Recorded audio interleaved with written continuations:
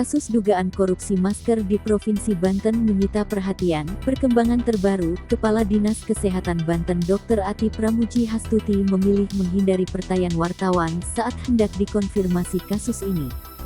Video Kadis Kesehatan menghindari wartawan pun viral. Meski dipanggil dengan sapaan khasnya, Bu Cantik, Kadis Kesehatan tak bergeming.